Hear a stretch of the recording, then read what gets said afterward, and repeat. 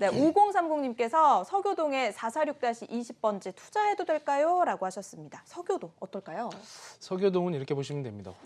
홍익대학교 들어보시죠. 우리가 이제 홍대라고 하는데 홍대 인근을 보면 연세대라던가 홍대, 뭐 서강대 다양한 어떤 그 학군이 존재를 하고 있죠. 그래서 네. 1, 2인 가구 이런 어떤 수요층이 탄탄하고요. 그러니까 직장인, 학생 뭐 등등 그리고 또 뭐 디자인이라던가 출판이라던가 이런 쪽에 활성화되어 있는 업무 시설들이 많기 때문에 거기에 이제 작은 수요층들이 이제 머물 수 있는 공간이 좀 수요층들이 두텁게 형성되어 있는 지역이다. 그렇기 때문에 제일 많이 상승했던 게 불황기에도 어떤 임대 금액, 그러니까 월세라든가 전세 금액이 상승하면서 매매가를 거꾸로 끌어올리는 그런 어떤 지역이다. 이렇게 보시면 되기 때문에 사실 우리가 투자를 할 때 안정성이라든가 또 황금성이라든가 수익성을 좀 많이 요구를 하잖아요. 그런데 그런 입장에서 가장 뭐 적합한 지역이라고 볼 수 있다. 그래서 투자에 임하시는 거는 뭐 긍정적으로 보면 좋겠다. 이렇게 말씀드려보겠습니다. 네, 찬성 의견 주셨고요. 바로 다음 질문으로 넘어가 보도록 하겠습니다. 6019님, 상계주공 10단지 아파트 매도 시점 알려주세요. 라고 하셨네요. 상계주공 같은 경우에는 이렇게 보시면 돼요. 상계주공 10단지를 기준했을 때 앞에 보면 이제 지하철역이 존재를 하죠. 그래서 뭐 12, 뭐 10, 11, 12, 13 뭐 이런 식으로 어우러져 있는데 그 단지들의 가장 큰 핵심은 뭐냐면 창동 역세권 개발을 기다리고 있다는 것이죠. 그리고 도봉 면허 시험장이라든가 이런 것들도 같이 개발을 해나갈 거라는 거. 그래서 지역에 대한 개발에 대한 기대감을 가지고 있다는 거. 그리고 교통의 개선이죠. GTX라는 어떤 서울 철도가 이제 빠른 어떤 철도예요. 그러니까 KTX나 SRT처럼 빠른 철도가 이제 파생되면서 이제 강남권으로의 어떤 업무 시설로서의 이런 어떤 속도들이 빨라지는 거잖아요. 근데 그런 것들이 앞으로 향후 5년, 6년, 7년이면 또 벌어질 일이고, 그 다음에 그 지하철 인근으로 봤을 때 어떤 상계동 일대의 어떤 재건축 그런 어떤 영향들도 가격에 지대한 영향을 미칠 가능성이 있기 때문에 지금 현재 약간 불안한 시점에서 매도를 하려고 준비를 하시는 게 아니라 약 한 5년 정도는 그래도 호흡을 가져가시는 게 훨씬 더 자산 가치를 끌어올리는 데 도움이 될 것이다라고 판단이 됩니다. 그래서 매도하지 마시고 한 5년 정도는 보유하시는 쪽으로 방향 잡으셨으면 좋겠습니다. 네, 좀 더 보유하시는 방향. 그리고 다음 질문으로 바로 가보겠습니다. 3609님께서 자양동의 58-7번지 다가구 주택 전망과 매도 시점 문의를 주셨습니다.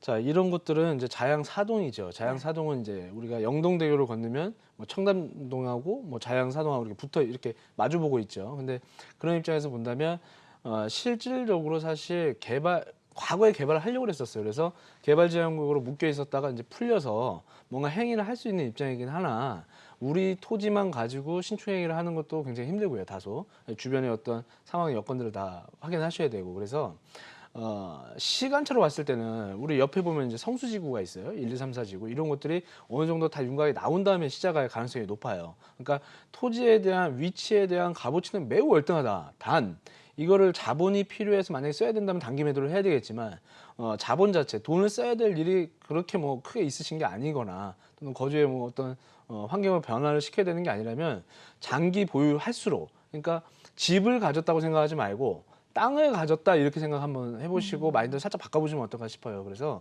굉장히 토지에 대한 값어치가 높은 지역이다 이렇게 말씀을 드려보고 싶어서 장기 보유할 수 있으면 장기 보유하시는 게 훨씬 더 좋겠다 이렇게 답변 드려보겠습니다. 네, 아주 긍정적인 평가 주셨고요. 다음 질문으로 이어가 보겠습니다. 0903님, 영등포 아트자이와 중계동 하나 꿈을 그린 더 퍼스트 보유 중인데 둘 중에 어떤 거 매도할까요? 라고 하셨네요. 자, 영등포에 어떤 신규 아파트가 있습니다. 중계동에 신규 아파트가 있어요. 그러면 같은 신규 아파트인데도 불구하고 가격이 어떤 갭이 차이가 나겠죠. 네. 그러면 그 가격의 차이가 났을 때는 뭐 이런 거예요.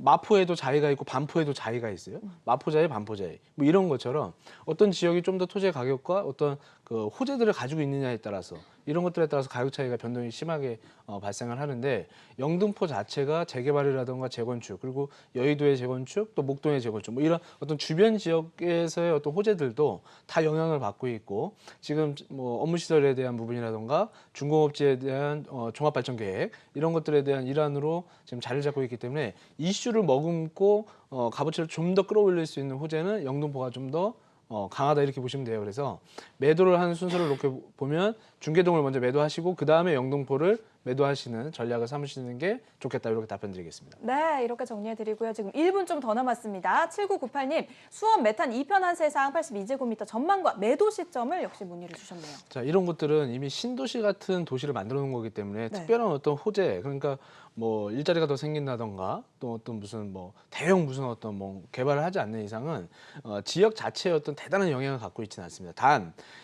단점이자 장점이 뭐냐면 대단한 걸 갖고 있지 않은데 우리가 가지고 있는 거주 요건의 상품이 좋은 거예요. 그러니까 이걸 함부로 파는 게 아니죠. 거주성은 강합니다. 거주가 80%라면 투자성이라는 가격이 올라줘야 되는데 우리 집 같은 경우에는 멈춰 있는 게 아니라 하락한 게 아니라 살살 보이지 않게 올라가 준 거거든요. 인플레이션이라던가 뭐 등등등등. 근데 주변에서 인기가 많은 거예요. 우리 것만큼 만들 수 있는 게 없기 때문에. 그래서 좀 더 보유하시고 가져가시는 게 훨씬 좋겠다. 이렇게 답변 드리겠습니다. 네, 이렇게 정리해 드릴 테니까요. 한번 고민해 보시면 좋을 것 같습니다.